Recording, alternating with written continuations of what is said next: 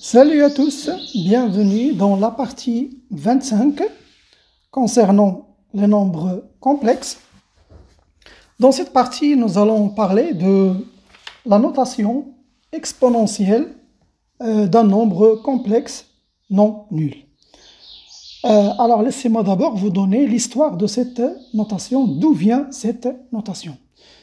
Eh bien, la notation a commencé par le mathématicien suisse Leonhard Euler, qui a démontré la chose suivante.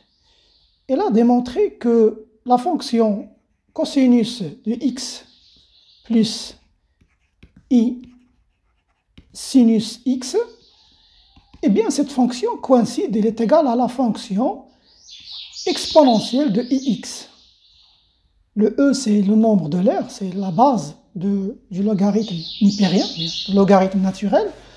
Et le i, c'est le nombre imaginaire. Et le x, c'est la variable qui varie dans R. Eh bien, ces deux fonctions sont égales. La démonstration est très facile. Elle peut se faire soit, vous la démontrez avec le développement en série de Taylor, mais ça, ce n'est pas dans le programme de Bac 2, ou bien il peut se démontrer avec les calculs différentiels. Ça, les élèves du bac ont déjà vu, la solution, la résolution des équations différentielles, du genre, par exemple, si vous avez une équation différentielle du genre f' égale à a fois f, bien sûr le a dans R, et si on ajoute une autre condition telle que la fonction f en 0 égale à 1, f de 0 égale à 1, eh bien, la seule application qui vérifie ces deux conditions, la seule application qui vérifie ces deux conditions,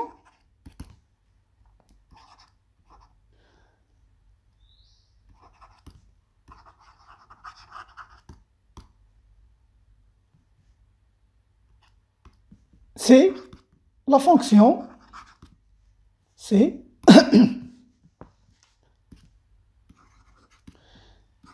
f de x égale à l'exponentielle de ax.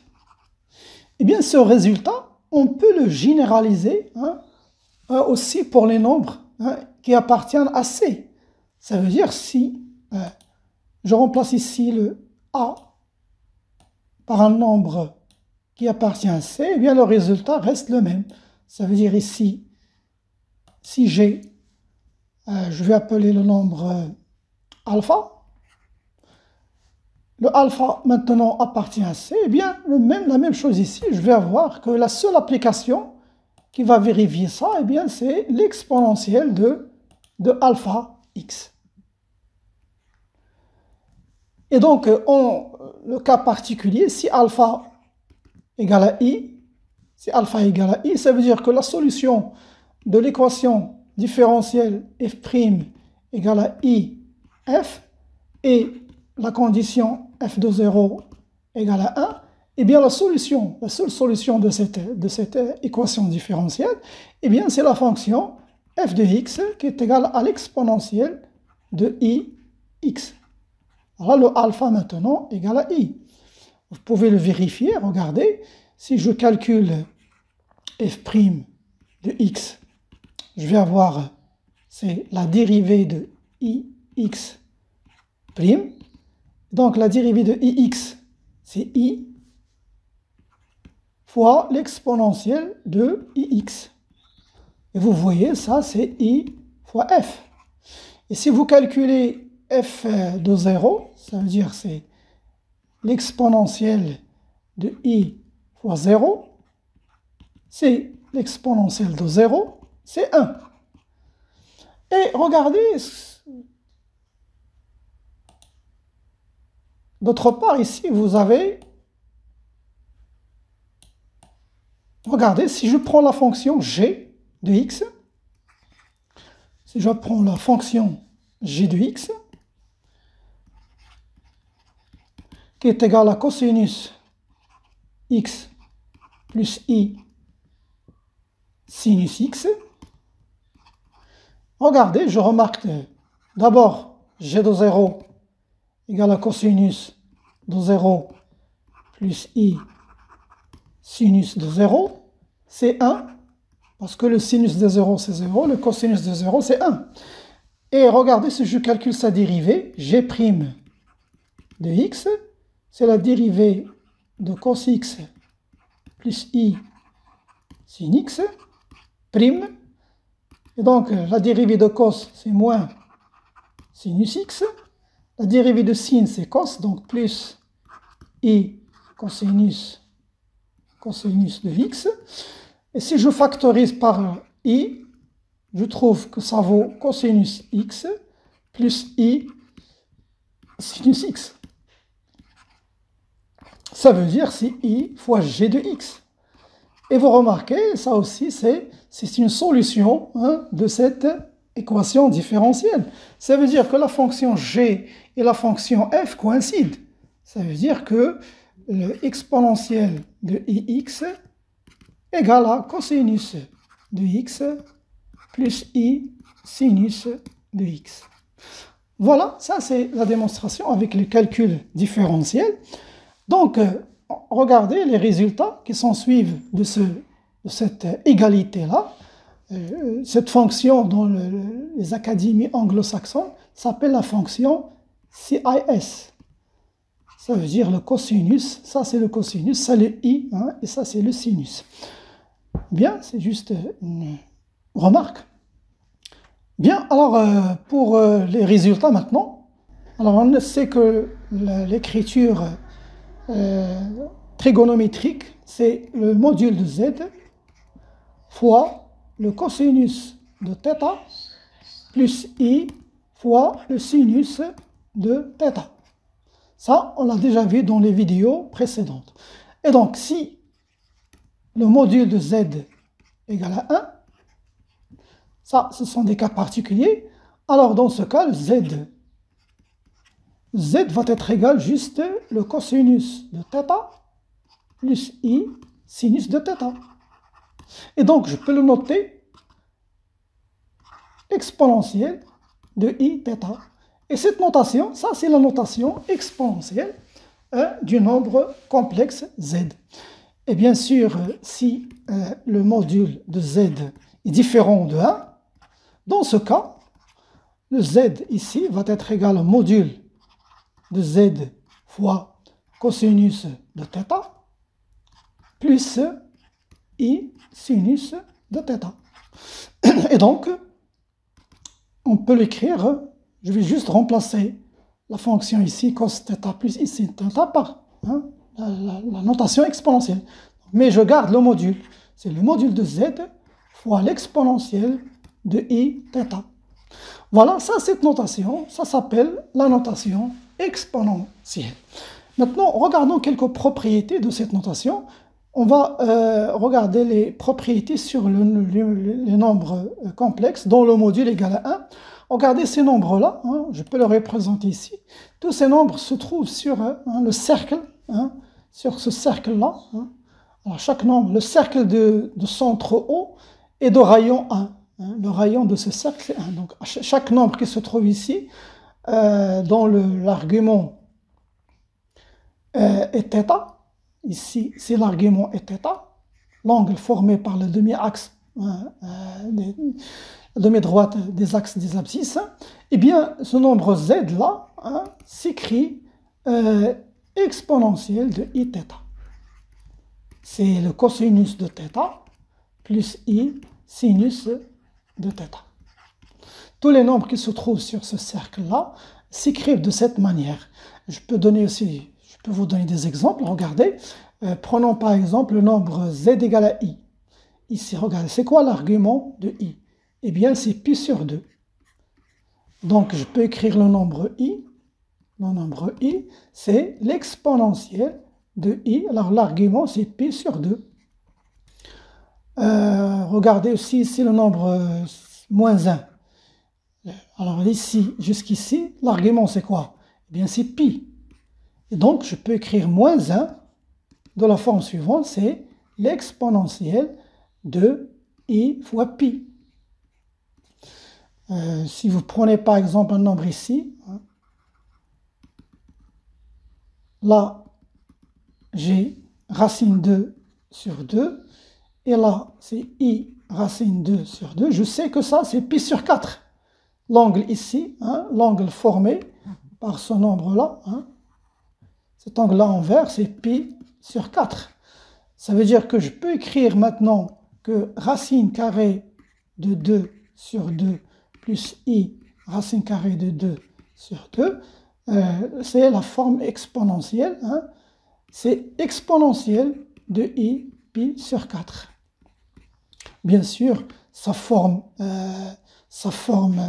trigonométrique, c'est cosinus pi sur 4 plus I sinus pi sur 4. Voilà, je peux passer maintenant de la forme algébrique, ici, regardez ça. C'est racine carrée de 2 sur 2 plus I racine carrée de 2 sur 2. C'est la forme algébrique. L'exponentielle de I pi sur 4, c'est l'écriture exponentielle.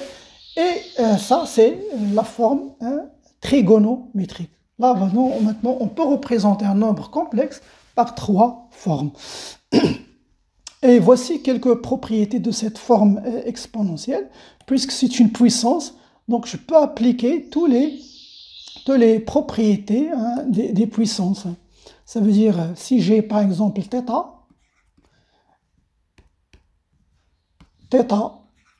et θ' de réel, donc je peux dire que l'exponentielle de Eθ, si je le multiplie fois l'exponentielle de Eθ', eh bien, les règles des puissances nous disent qu'il faut additionner les exponents et garder la base. Donc c'est Iθ plus Iθ' qui est égal à l'exponentielle de I, je factorise par I, de θ plus θ'. Et vous voyez là, ça nous rappelle aussi le produit dans les vidéos précédentes. On a dit si on a le produit de deux nombres complexes, eh bien là, pour l'argument, il suffit juste d'additionner les arguments. Ça veut dire l'argument de z plus l'argument de z'. Et vous voyez, la simplicité de cette notation nous permet de trouver, de passer de la forme algébrique à la forme trigonométrique. Ça nous facilite beaucoup les calculs. Bien aussi, je peux dire que si on a l'exponentielle de Eθ sur l'exponentielle de Iθ', ça veut dire le quotient, hein, de deux nombres complexes, eh bien regardez, c'est l'exponentielle de Iθ moins Iθ' qui va être égal à l'exponentielle de Iθ moins θ'. Et ça, on l'a déjà démontré dans les vidéos précédentes avec la forme trigonométrique. Aussi, je peux dire que l'exponentielle de Iθ, si je le mets le tout à la puissance n, ça veut dire un nombre complexe de module 1 à la puissance n, eh bien, c'est l'exponentielle de Inθ. Alors, on sait qu'on peut multiplier Iθ fois n, ça nous donne Inθ. Et on va voir que cette notation nous permet aussi de démontrer facilement la formule de Moivre. Et on va aussi voir la formule les formules de l'air, hein, dans quelques instants. Il y a une autre propriété maintenant. Si j'ai l'exponentielle de moins Iθ, l'exponentielle de moins Iθ, regardez, ça vaut, c'est l'exponentielle de I fois moins θ, que je peux écrire maintenant la forme trigonométrique, c'est cosinus moins θ, plus I sinus moins θ. Là, juste, j'applique, hein, la règle. Et donc, ça va nous donner cosinus θ, cosinus θ, moins I sinus θ. Mais ça, ce n'est pas une forme trigonométrique, hein. Donc, on sait que la forme trigonométrique, maintenant, je peux dire que ça vaut le cosinus de θ plus pi, ou bien pi plus θ. On sait que pi plus θ, c'est la même chose que cosinus θ. Et même chose ici pour sinus. Moins sinus θ, c'est sinus de pi plus θ. Et donc, je peux maintenant revenir à la forme exponentielle. C'est l'exponentielle de i fois pi plus θ. Voilà, donc je peux l'écrire maintenant directement que l'exponentielle de moins i θ, eh bien, c'est l'exponentielle de i pi plus θ. Et ça, on l'a déjà vu dans les vidéos précédentes, que l'argument de moins z, on a dit que l'argument d'un nombre de moins z, c'était pi plus l'argument de z. Ça en modulo de pi. Et bien la démonstration avec la forme exponentielle est très facile. Regardez, en passant de i moins θ, ça vaut i fois l'exponentielle de i pi plus θ. Et bien, avec ces propriétés, on peut démontrer la formule de Moivre. Regardez, la formule de Moivre nous dit, si on veut calculer cosinus θ plus i sinus θ, le tout à la puissance n, eh bien ça vaut combien? Regardez, je vais passer par la forme exponentielle, dire que ça. Alors, ce qui se trouve à la base, je peux l'écrire sous la forme exponentielle, e et θ, et le taux à la puissance n. Eh bien, comme tout à l'heure, on a vu que ça vaut i n θ. Et donc, je peux revenir maintenant à la forme trigonométrique, c'est cosinus. Voilà. À côté de i, il y a n θ, plus i sinus n fois θ. Voilà, ça c'est la formule de Moivre. Aussi, on a les formules de l'air, ce sont des formules très très importantes qui vont vous aider à linéariser les polynômes avec des cosinus et des sinus.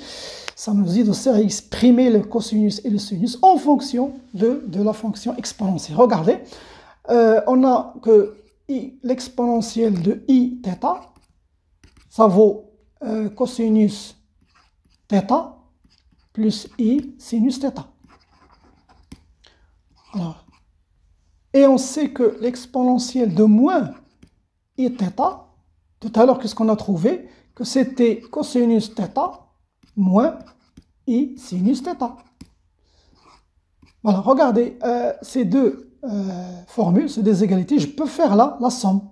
Si je fais la somme de ces deux égalités, je vais trouver que exponentielle de e θ plus exponentielle de moins e θ égale cos θ plus i sin θ plus cosinus θ moins i sinus θ. Le i sinus θ moins i sinus θ vont se simplifier. Ce qui va nous donner, c'est 2 cosinus θ. Et là, on en déduit le cosinus de θ. Donc le cosinus de θ, c'est quoi? C'est ça, c'est l'exponentielle de e θ plus l'exponentielle de moins e θ divisé par 2. Voilà la formule de l'air, la première formule, c'est concernant le cosinus. Et bien pour le sinus, là, au lieu de mettre plus, on va mettre moins. Ça veut dire on va calculer l'exponentielle de e θ moins l'exponentielle de moins e θ. Et ce qui va nous donner ici, regardez, cosinus θ plus i sinus θ. Mais attention, il faut faire attention aussi, moins cosinus θ. Et là, je vais avoir plus i sinus θ. Donc le cos θ moins cos θ vont se simplifier. Ce qui va nous rester, c'est 2 fois i fois sinus de θ. Et voilà, on en déduit maintenant la formule concernant le sinus. Le sinus de θ, c'est ça vaut, hein, cette expression-là, e i θ, plus moins l'exponentielle de moins e θ, cette fois divisé par 2 fois i. Voilà, ces deux formules, hein, ces deux formules sont les formules de l'ERF. On va voir leur application plus tard dans cette leçon. On va voir l'application. Maintenant, passons à un exercice d'application. On va appliquer la forme ou bien la notation exponentielle. Alors voici l'exercice. Écrire sous forme exponentielle les nombres complexes suivants. Bien, alors pour écrire la forme exponentielle, on va passer par la forme trigonométrique. On va d'abord trouver l'argument. Alors pour trouver l'argument, on a dit pour le nombre A, on va d'abord calculer le module de A.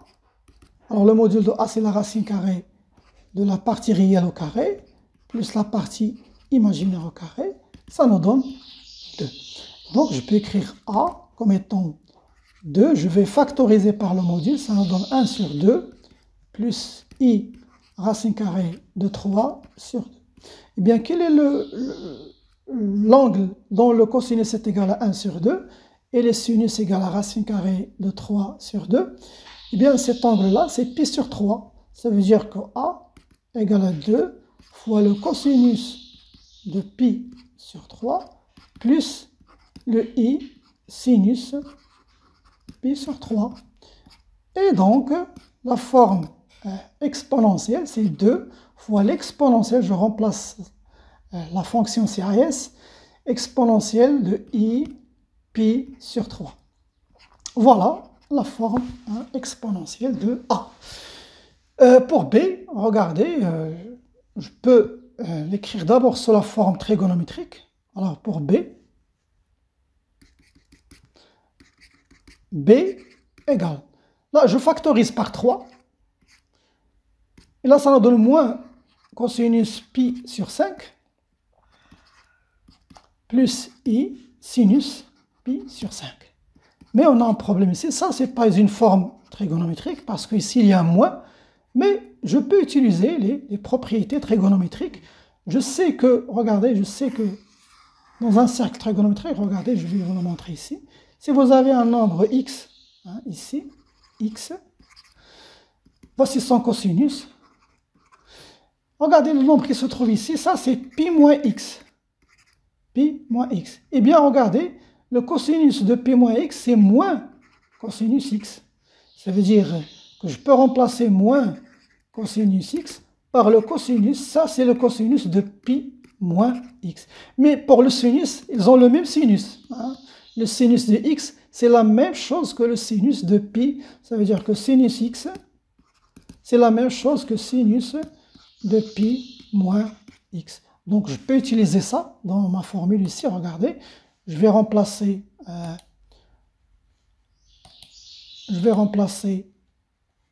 moins cos pi sur 5. Donc, je vais écrire ça, ça nous donne 3 fois le cosinus de pi moins pi sur 5 et plus I sinus de pi moins pi sur 5. Voilà, donc ça nous donne 3 fois le cosinus maintenant, pi moins pi sur 5, c'est 4 pi. 4 pi sur 5, plus I fois le sinus de 4 pi sur 5. Et voilà, le module c'est 3. Et la fonction exponentielle ici, c'est I 4 pi sur 5. Voilà mes chers amis, c'est la fin de cette vidéo. Je vous donne rendez-vous à la prochaine.